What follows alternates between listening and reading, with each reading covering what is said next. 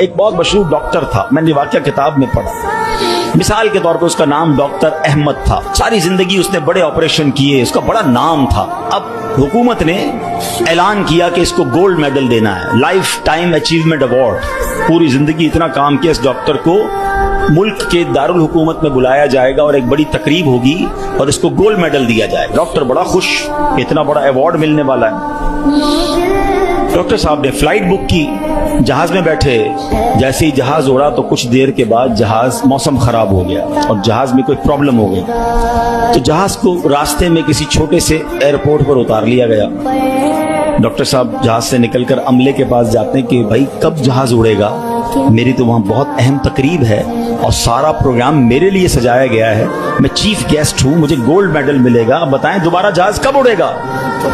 سر چھوٹا سا ایئرپورٹ ہے، جہاز کا پرابلم بڑا ہے، اتنا جلدی ٹھیک نہیں ہوگا. آپ کو اگر پہنچنا ضروری ہے تو آپ کو ایک گاڑی لیں کرائے پر اور بائی کار چلے جائیں، آپ پہنچ جائیں گے اپنی تقریب سے پہلے. ڈاکٹر نے کہا یہ بھی آئیڈیا ٹھیک ہے، جہاز کے انتظار میں کہیں میرا پروگرام ہی مس نہ ہو جائے. ڈاکٹر صاحب نے گاڑی بک کی، رینٹ کار لی. جیسے ہی راستے میں گئے تو زبردست بارش، آندھی طوفان. اس اندھیرے میں، اس آندھی طوفان میں ڈاکٹر صاحب راستہ بھول گئے اور کسی مین ہائی وے سے نکل کر گاؤں کے روڈ پہ چڑھ گئے.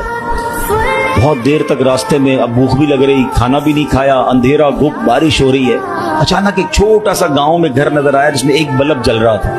ڈاکٹر صاحب نے کہا اب تو حالت ایسی ہو گئی، دروازہ کھٹکھٹایا.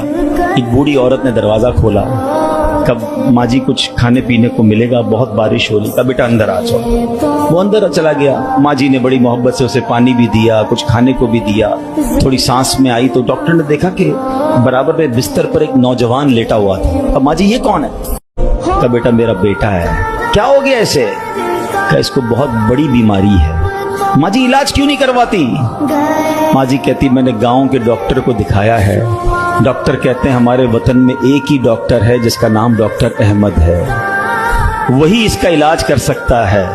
مگر بیٹا میں غریب ماں ہوں، میں اپنے بیٹے کو کہاں سے ڈاکٹر احمد کے پاس لے جاؤں؟ نہ پیسے ہیں نہ کرایہ ہے. بس روز اللہ سے دعا کرتی ہوں، اے اللہ تو کارساز ہے، میرے بیٹے کو شفا دے دے یا ڈاکٹر احمد کے پاس پہنچا دے.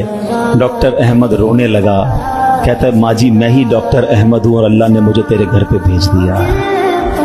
جہاز کا خراب ہونا، چھوٹے ایئرپورٹ پر اترنا، رینٹ کار لینا، راستہ بھول جانا، کسی اور گھر پہ نہ رکنا، اسی جھونپڑی کے کنارے پر رکنا اور اس گھر میں جانا اور اس مریض کا علاج کرنا.